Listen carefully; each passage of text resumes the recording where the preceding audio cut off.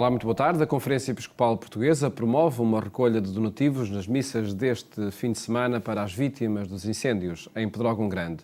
Um gesto solidário que se inscreve numa preocupação de prevenção e combate aos fogos, que tem acompanhado os trabalhos do Episcopado Português nos últimos meses, para recordar daqui a pouco o Padre Manuel Barbosa, secretário da Conferência Episcopal Portuguesa. Primeiro, fica a par de notícias que têm marcado a atualidade religiosa. 5 novos cardeais alargam as fronteiras dos conselheiros mais diretos do Papa a países da periferia do mundo.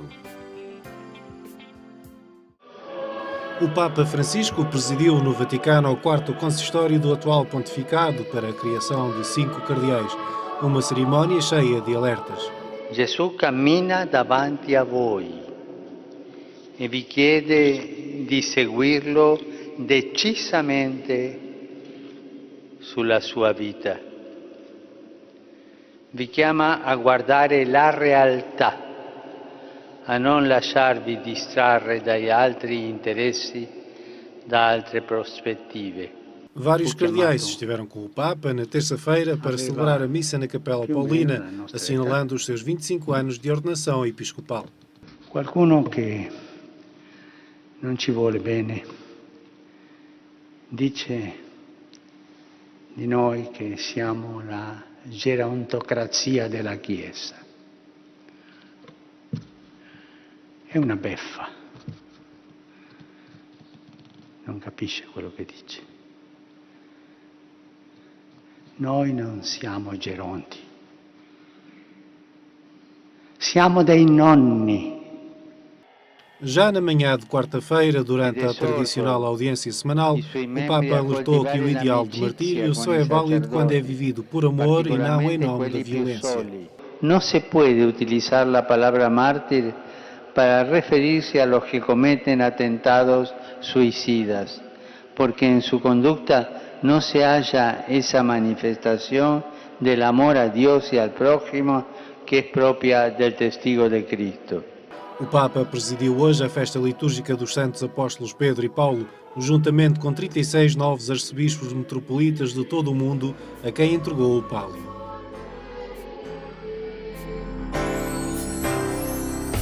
Fátima é uma realidade da fé, mas também um fenómeno humano que deve ser estudado pelas ciências. Linhas que ficam do Congresso Internacional Pensar Fátima. Foi um congresso multidisciplinar que quis olhar Fátima como o fenómeno de fé, mas também as implicações que continua a ter na comunidade humana. A Universidade Católica Portuguesa foi o parceiro científico destes dias de reflexão e alguns dos seus professores assumiram a análise dos principais temas em que o acontecimento Fátima se inscreve. É o caso do desafio ecuménico, que já em 2002 era acentuado pelo Diretório de Liturgia e Religiosidade Popular como uma incumbência dos santuários. O que eu tento fazer é refletir aquilo que um santuário mariano pode e deve fazer no contexto português, sabendo naturalmente que, à partida, a questão de Maria, juntamente com a questão do Papa, são as questões mais difíceis do diálogo ecuménico e sabendo também o que se pode confirmar pelos testemunhos e depoimentos que recolhi, que é também uma questão extremamente delicada no nosso contexto português. Para este especialista, já se viveram melhores tempos na questão ecuménica e neste âmbito há caminho a fazer por parte dos santuários que são lugares de convergência de peregrinos, mas também de diálogo. Mas Fátima e a sua mensagem tocam também pela forma como permanecem atuais perante a leitura dos tempos e da história. Quando nós olhamos para aquilo que era o mundo há 100 anos atrás, em plena guerra, com todas as carências materiais, com toda a instabilidade política e institucional, com toda a incerteza, com todo o sofrimento espiritual, físico, etc., que existia na Europa, somos surpreendidos pelo facto de, em 2017, termos, infelizmente, diversos focos internacionais onde questões económicas, de subdesenvolvimento, questões de violência, de guerra, de radicalismo, continuam a colocar a humanidade num horizonte de encontrar um caminho de redenção, de esperança, de via, E a mensagem de Fátima, sendo universalmente, e eu diria quase intemporalmente, uma mensagem de esperança e de redenção, é tão atual em 1917 como é hoje. Uma ideia sublinhada por este Congresso Internacional foi também o potencial de Fátima na renovação da própria Igreja. Por um lado, Fátima, mesmo sendo em muitos aspectos combativa em relação à modernidade, ela contribui para modernizar e até para estimular o catolicismo português. E, por outro lado, isso converge com um dinamismo que a Igreja Católica tem desde o século XIX, que é procurar a reformulação da sua universalidade. Pronto. E é muito curioso que os últimos Papas exatamente assumem a vinda à Fátima como peregrinos. Portanto, isto é, como pessoas que deixam de ser meramente vistos como a autoridade que está em Roma e que legitima e diz o que é verdade e o que não é verdade, mas vêm de encontro à devoção, uma das devoções mais profundas que o catolicismo transporta, que é à Virgem Maria. Mutações que Fátima imprimiu na nossa história e também na identidade cristã dos portugueses, que hoje se identificam cada vez mais com as vivências experimentadas nestes lugares de devoção. E, de facto, estes santuários que têm esta dimensão de, por um lado, terem práticas que para as pessoas são como que efêmeras, ou seja, estão aqui, têm uma presença, participam em algo que é muito forte, sob o ponto de vista emocional, é algo de extraordinário, e por ter essa força é capaz de imprimir na vida delas alguma coisa. E essa alguma coisa pode não passar já, em muitos casos, por uma forte pertença aos outros dinamismos comunitários da Igreja Católica. Portanto, aí o desafio mais importante para a Igreja Católica é claramente o de poder construir pontes entre estes diferentes tipos de identificação religiosa. Inserido nas comemorações do centenário das aparições e com a presença de vários especialistas, este congresso sublinhou a oportunidade que Fátima representa para a identidade cristã dos portugueses. Hoje os pastorinhos são as crianças que morrem ao atravessar o Mediterrâneo. Quem o diz é o cardeal Gianfranco Ravasi neste congresso, que pede também às ciências para estudarem o fenómeno de Fátima. Fátima remete para um acontecimento de há 100 anos, mas a experiência de fé dos que constantemente ali chegam percebe a atualidade desta mensagem nos factos dos nossos dias. Desde 1917 que os acontecimentos da Cova da Iria constituem um património humano e religioso que as ciências sociais não podem ignorar. E o voto que eu faria era de que as ciências, ao aproximarem-se de Fátima, possam tirar uns óculos que possam estar toldados a partir de chaves de leitura que possam estar cristalizados e que, em confronto com as fontes primeiras, com as fontes primárias, ficam necessariamente postas à prova. Para o diretor do Serviço de Estudos e Difusão do Santuário de Fátima, o ceticismo de alguns não pode ser barreira para que Fátima não motive a investigação científica. Também sobre Fátima, esse questionamento deve ser feito, não apenas para entendermos as suas contradições, mas também para entendermos qual foi o processo ou até o contributo civilizacional que Fátima tem, não apenas para uma história local, para uma história nacional, mas inclusivamente para uma história internacional. Fátima, desde muito cedo, se coloca no palco da geopolítica de uma Europa que está em conflito, de um mundo que vive em conflito, e essa forma de entender Fátima precisa de estar expurgada de muitos chavões que leituras do passado lhe colocaram e que precisam, obviamente, ser revistos.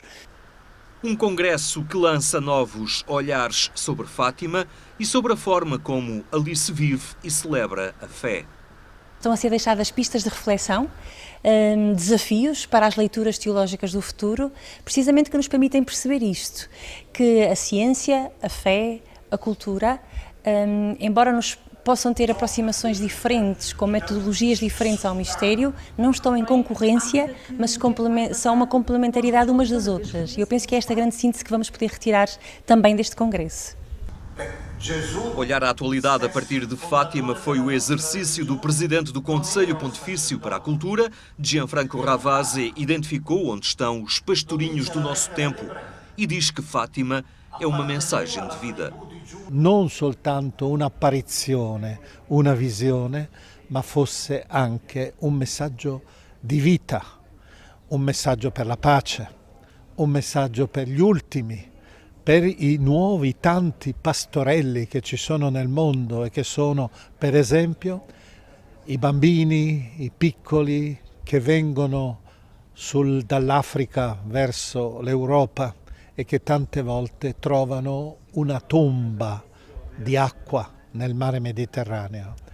Per questo credo che noi dobbiamo fare in modo che il messaggio di Fatima sia un messaggio dato anche agli indifferenti, a quelli che non credono, per scuotere le coscienze, e dato ai credenti perché siano pronti a mettersi al servizio della giustizia, della verità, della pace e della preghiera.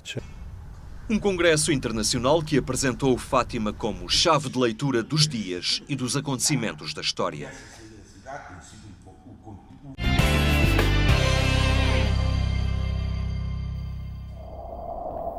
No portal agência.eclésia.pt pode acompanhar estas e outras notícias que atualizamos permanentemente. Em abril último, a Conferência Episcopal Portuguesa publicou um documento intitulado Cuidar da Casa Comum, Prevenir e Evitar os Incêndios, com propostas que se tornaram ainda mais pertinentes diante do drama ocorrido em Pedrógão Grande e noutras zonas do país. Um documento a que vamos voltar, contando para isso com a presença neste programa do Padre Manuel Barbosa, secretário da Conferência Episcopal Portuguesa. Boa tarde. Obrigado por estar neste programa. Foi um documento que surgiu em abril, depois de muito debate, a que nós já iremos olhar os pontos essenciais. Antes, esta proposta para as comunidades cristãs neste domingo, um peditório para as vítimas dos incêndios. De que forma é que vai decorrer e de que forma é que vão ser depois canalizados os resultados desse peditório? Sim, foi uma decisão da Conferência Episcopal Portuguesa, numa Assembleia Extraordinária recente, no final das jornadas pastorais, diante desta situação, enfim, que estamos todos solidários, naturalmente, com as pessoas que sofrem ainda desta grande calamidade, rezando também ao Senhor por aqueles que partiram, que estão junto de Deus, assim acreditamos, e também louvando aqueles que têm lutado contra esta situação da calamidade, enfim, os bombeiros e todas as outras instituições. Nesse sentido de oração, de solidariedade, a Conferência, os bispos portugueses, então, decidiram que neste fim de semana, nas missas de sábado, vespertinas e domingo do próximo fim de semana, sejam canalizadas precisamente para esta situação, para as pessoas que continuam a sofrer, portanto, com esta, assim como outras instituições também estão a fazer em Pedrógão Grande e noutras regiões, noutras terras próximas. Portanto, o peditório será nas missas do próximo fim de semana e a Conferência decidiu que essas verbas serão canalizadas diretamente para a Cáritas Portuguesa, que depois fará, naturalmente, um encaminhamento para que chegue o mais depressa possível junto às populações. E cada comunidade deve encaminhar diretamente para a Cáritas Portuguesa? Sim, cada comunidade e cada diocese determina com a própria Curia Diocesana, enfim, são processos rápidos, normais, a forma de o fazer, mas na própria mensagem da Conferência Episcopal está indicada a conta, que é a conta da Cáritas Portuguesa criada para o efeito, e basta quem quiser enviar diretamente, tem lá referências bancárias, facilmente o faz. Aqui não se trata de dizer quanto é que deu, quando não deu, o importante é que chegue o mais possível, sejamos todos generosos com as nossas migalhas, porque as migalhas fazem pão e vão ao encontro desta situação tão calamitosa. Este peditório nacional em todas as Eucaristias vai acrescentar-se aos donativos já recolhidos pela própria instituição, pela Cáritas, para estas zonas de emergência? Sim. A própria diocese, sei que houve dioceses, por exemplo, uma diocese entregou logo, aconteceu esta situação, entregou logo 50 mil euros, salvo erro, ao Bispo de Coimbra, à diocese, para canalizar para esta situação. Mas soube, pela informação que chegou ontem do Presidente da Cáritas Portuguesa, que até ontem, nestes dias, já recolheu a Cáritas Portuguesa mais de 500 mil euros, portanto, Já é uma verba significativa e com outras que vão ser acrescentadas nestes dias e com as expeditórias contamos que a verba seja significativa com outras ajudas para... Não é tudo, mas é um apoio muito importante para as pessoas que viveram e continuam a ver este drama. A Caritas, nomeadamente a Diocesana de Coimbra, está no terreno para entregar essas ajudas depois a quem precisa. Sim, a Caritas de Coimbra, em coordenação com a Caritas Portuguesa, com a Diocese, portanto o importante é que tudo isso não fique empatado, desculpa a expressão, mas seja canalizado e chegue o mais depressa possível nesta situação de emergência. É uma decisão, como disse o Padre Manuel Barbosa, secretário da Conferência Episcopal, tomada recentemente. Há uns meses atrás veio esse documento publicado pela Conferência Episcopal Portuguesa sobre os incêndios, prevenir os incêndios. Pedi-lhe para referir que percurso foi esse feito pela Conferência Episcopal, uma vez que desde outubro, novembro, creio eu, do ano passado, que esta reflexão está em curso. Sim, a Conferência Episcopal já se pronunciou noutras alturas sobre esta questão, numa linha da ecologia, do cuidado da natureza, das pessoas, tudo isso.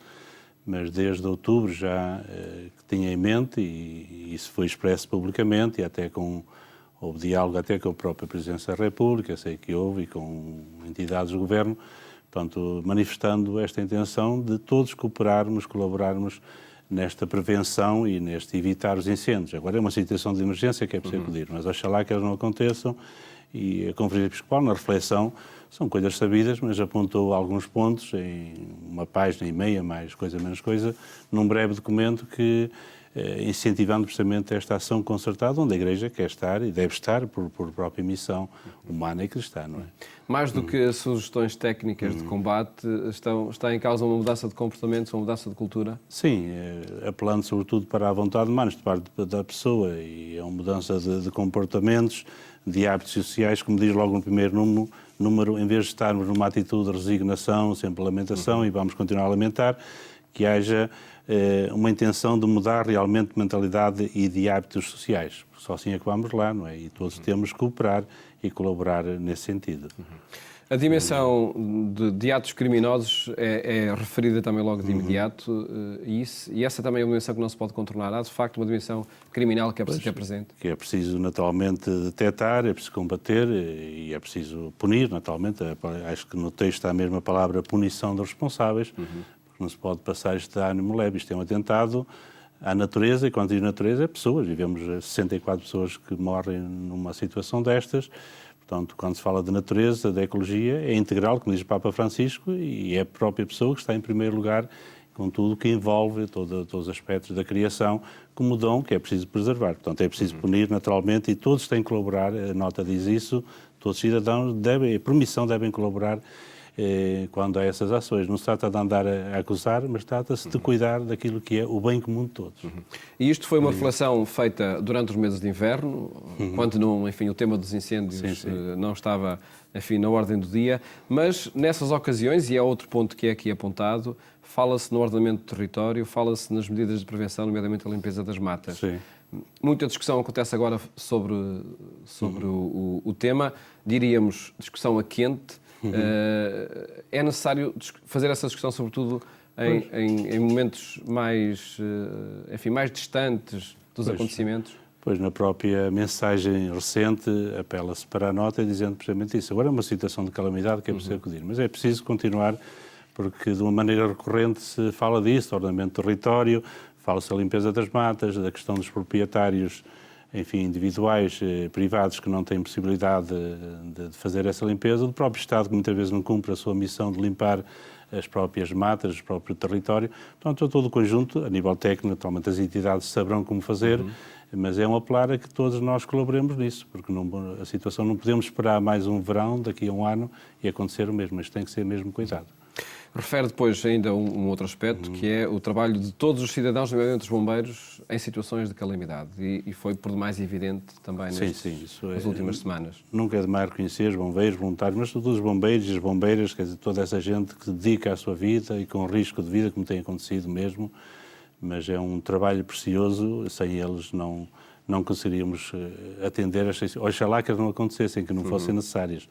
Mas, insisto, é preciso este cuidado, esta prevenção, este prevenir, e todos nós temos, na nota final, diz-se mesmo que isto tem que ser de uma forma concertada e todos temos de lá estar. As autarquias, as escolas, as igrejas, as confissões cristãs, a comunicação social, todos nós temos de estar de maneira concertada e prática neste exercício de cuidar da natureza. Há um dever muito natural de utilizar a rede das paróquias para que este tema se chegue a todos os cidadãos?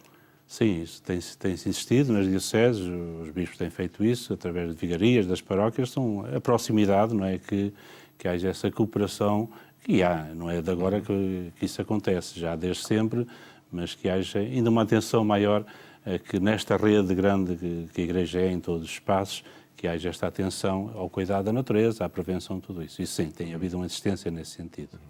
Estamos a terminar esta nossa conversa e, enfim, indo ao fundamental que motiva a presença aqui do Padre Manuel Barbosa, secretário da Conferência Episcopal, esse peditório que acontece nas missas deste fim de semana, ou a conta da Caritas para a recolha de donativos, é para uma ajuda de emergência e depois para a reconstrução das vidas e das localidades. Casas, sim, tudo isso, estamos a assistir neste peditório, mas não é o único, como disse, há outras ações de colaboração, de cooperação e vai haver outras, portanto isto é uma existência a nível nacional desta rede grande e oxalá que dê muito no sentido quantitativo para que as pessoas tenham qualidade de vida diante desta situação e que não se repitam. E que se possa devolver essa qualidade de vida de forma rápida às pessoas. Exato. Agradeço, Padre Manuel Barbosa, ter estado aqui no programa Eclésia a propósito desta iniciativa da Conferência Episcopal Portuguesa, que desafia as comunidades, nos encontros deste fim de semana, a colaborarem neste peditório nacional para as vítimas dos incêndios.